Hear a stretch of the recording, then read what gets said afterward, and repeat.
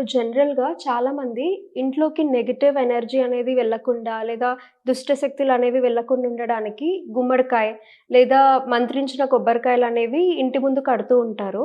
అసలు మీ మాటల్లో ఇంట్లోకి దుష్ట శక్తులు రాకుండా ఉండాలి అంటే ఏ విధంగా జాగ్రత్తలు తీసుకోవాలో చెప్తారా? హ్మ్. దుష్టశక్తి అనగానే దానికి మనం నెగెటివ్ ఎనర్జీ అని చెప్పుకుంటే అందరికీ అర్థమవుతుంది. దుష్టశక్తులు అనంగానే, శక్తి అనంగానే మన మన తెలుగు భాషలో ఇంకేదో అర్థంగా పోతుందది. హ్మ్. ప్రతీదీ శక్తియే. శక్తి కానిది ఏది లేదు. ప్రతీదీ శక్తియే. ఒక హ్మ్. చీమ కొంచెం కొంచెం ముందుకు నడిచింది అంటే అది శక్తియే. హ్మ్. ఎవరో నీరసంగా పడుకొని ఉన్నారంటే అది కూడా శక్తియే. అది శక్తివంతంగా లేకపోవటం. హ్మ్. శక్తి తక్కువ ఉండటం. శక్తి సమస్తం బ్రహ్మాండం నిండా ఉన్నది శక్తి. హ్మ్. ఏమిటంటే నేను దీంట్లో కూడా పాజిటివ్, నెగెటివ్ ఎట్లా ఉపయోగపడితే అట్లా. మనం నీళ్లు తాగుతాము. మామూలుగా నీళ్లు మామూలుగానే ఉంటాయి. దాన్ని ఆ చే నీళ్ళలో కొంచెం చేదు కలిపితే చేదవుతాయి. పంచదార కలిపితే తీపి అవుతాయి. నీళ్ళు ఎప్పుడు ఆల్వేస్ న్యూట్రల్. శక్తి కూడా ఎప్పుడు న్యూట్రల్.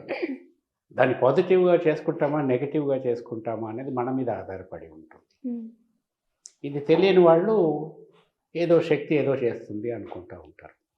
ఇప్పుడు ఒక దుష్టశక్తి అంటే ఒక నెగెటివ్ ఎనర్జీ ఇంట్లోకి రాకూడదు అంటే దీనికి 3 రకాల జాగ్రత్తలు తీసుకోవాల్సి వస్తుంది. హ్మ్. ఒకటేమో గృహం, దేహం. గృహం ఎట్లాగో దేహం కూడా ఒక గృహమే. మన బాడీ కూడా ఒక గృహమే. మనకు కనపడే మనం కట్టినదేమో ఇల్లు. హ్మ్.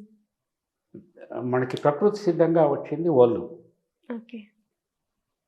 సో, దుష్టశక్తి ఇంట్లోకి రాకూడదు, ఒంట్లోకి కూడా రాకూడదు. హ్మ్. ఇట్లా జాగ్రత్త తీసుకోవాలి. దీనికి 3 పద్ధతులుంటాయి. ఒకటేమో మనకి ఓపెన్ ప్లేస్ ఉంటే ఇంట్లో, ఈ నెగెటివ్ ఎనర్జీస్‌ని రాకుండా కాపాడే చెట్లు కొన్ని ఉంటాయి. హ్మ్. ఆ ఓపెన్ ప్లేస్ ఉంటే ఆ చెట్లు వేసుకుంటే చాలా వరకు నెగెటివ్ ఎనర్జీ మనకి రాదు. ఓకే. ఇది సింప్లెస్ట్ ప్రొసీజర్ ఇది. ఈ గుమ్మడికాయ కట్టినా, అరటిపండు, కొబ్బరికాయ కట్టినా, ఈ ముళ్ళ వేర్లు కట్టినా ఇయన్నీ కూడా వృక్ష సంపద నుంచి వచ్చినయే. హ్మ్. ప్రకృతి సిద్ధంగా వచ్చినవి.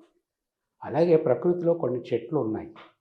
అవి ఇంటి ఆవరణలో నాటడం వల్ల ఈ దుష్ట శక్తులు రావు. ఇది ఒకటి. ఆ చెట్లు ఏమిటి? అంటే మామూలుగా వేప చెట్టు ఒకటి ఉంటుంది. అందరికీ తెలిసిన విషయం. ఆ వేప చెట్టు గాని ఇంటి ఆవరణలో ఉంటే దుష్ట శక్తులు చాలా వరకు నిరోధింపబడతాయి. ఓకే. కానీ మనకున్నది చాలా కొంచెమే ఏరియా. అందులో ఈ వేప చెట్టు లాంటి చెట్లు పెట్టుకోవటానికి మనకు వీలు లేదు. హ్మ్. అటువంటప్పుడు ఏం చేయాలి? అంటే దానికి నిమ్మ అంట్లు, నిమ్మ మొక్కలు, హ్మ్. 2 నిమ్మ మొక్కలు ఇంటి ఆవరణలో ఈశాన్యంలో తప్ప ఇంకెక్కడైనా సరే హ్మ్. ఈ నిమ్మ అంట్లు 2 నాటి పెట్టండి. భూమిలో కానీ, తొట్టిలో కానీ. ఇవన్నీ నెగెటివ్ ఎనర్జీస్‌కి ఇవి యాంటీగా పనిచేస్తాయి. నెగెటివ్ ఎనర్జీని చాలా వరకు తీసేస్తాయి. ఓకే. ఈ 2 జాగ్రత్తలు చెట్ల విషయంలో తీసుకుంటే చాలు.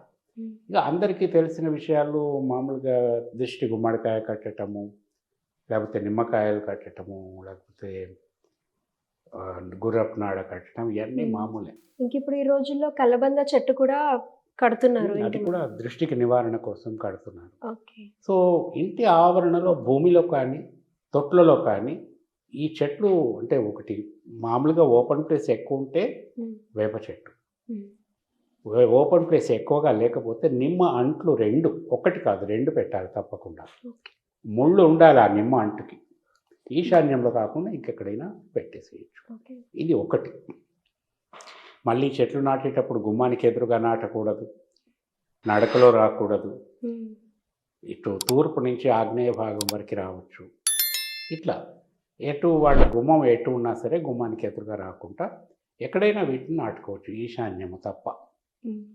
తప్పకుండా దుష్ట శక్తులు I mean to say negative energy ఏదైతే ఉందో అది చాలా వరకు ఇవి తీసేస్తాయి రాకుండా.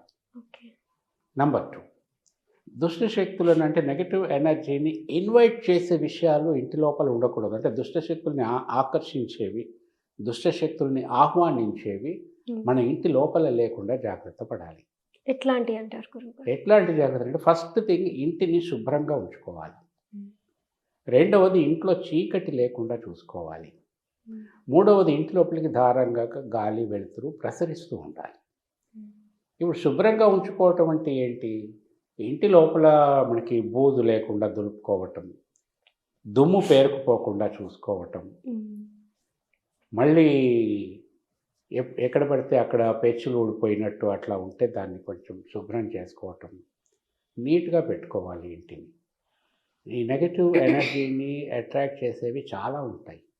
ఈ విరిగిపోయిన సామాన్లు కానీ, పగిలిన అద్దాలు కానివ్వండి, ఇంకా పనికిరాని చెత్త చెదారం ఇదంతా కూడా లేకుండా చూసుకోవాలి. సాధారణంగా ఇంటికి బాత్రూమ్స్ పైన కానీ, హ్మ్. ఎక్కడైనా అటకలు కట్టేసి దాంట్లో పాత సామాన్లన్నీ పారేస్తూ ఉంటారు. అటువంటి చీకటి ఏర్పడిన వాస్తు ప్రకారము దోషము కాని స్థానాలు కొన్ని ఉంటాయి. అది పశ్చిమం వైపు కానీ, దక్షిణం వైపు కానీ. అలా కాకుండా తూర్పు వైపుకి, ఉత్తరం వైపుకి, ఈశాన్య మూలకి ఇట్లా అటకలు కట్టి వాటిపైన పాత సామాన్లు వేయటం. పాత సామాన్లు వేయకపోయినా సరే అటకలు కట్టి వాటికి షట్టర్స్ పెట్టి మూసేయటం. ఇట్లా చేయటం వల్ల అక్కడ చీకటి ఏర్పడుతుంది. అది పెద్ద నెగెటివ్ ఫ్యాక్టర్ అది. ఓకే. ఇట్లాంటివి లేకుండా జాగ్రత్త పడితే చాలా వరకి మనం అంటే ఒకటేంటి చీకటి ప్యాకేజెస్ లేకుండా చూసుకోవాలి. హ్మ్. కొంతమంది పిఓపి చేసేసి పైన ఒరిజినల్ స్లాబ్‌కి మళ్ళీ పిఓపికి మధ్యలో 8 ఇంచెస్ ఆర్ 1 ఫీట్ గ్యాప్ వదిలేస్తారు. అదంతా చీకటయిపోతుంది. ఆహా! అలా కూడా ఉండకూడదు. అలా కూడా ఉండదు. వాస్తులో ఇది యాక్సెప్టబుల్ కాదు. ఓకే. అట్‌లీస్ట్ అది మీరు పెట్టుకున్నా కనీసం ఈశాన్యము గదికి ఇట్లా లేకుండా ఒరిజినల్ స్లాబ్ కనపడేటట్టన్నా పెట్టుకోవాలి. ఓకే. సో, ఈ నెగెటివ్ ఫ్యాక్టర్స్‌ని ఇన్వైట్ చేసేవి ఇవన్నీ. ఇట్లాంటివి లేకుండా జాగ్రత్త పడటం ఒకటి. హ్మ్. మూడోది మన ఒంట్లోకి నెగెటివ్ ఫ్యాక్టర్ రాకుండా చూసుకోవాలి. హ్మ్. ఒంట్లోకి నెగెటివ్ ఫ్యాక్టర్ ఎక్కడి నుంచి వస్తుంది?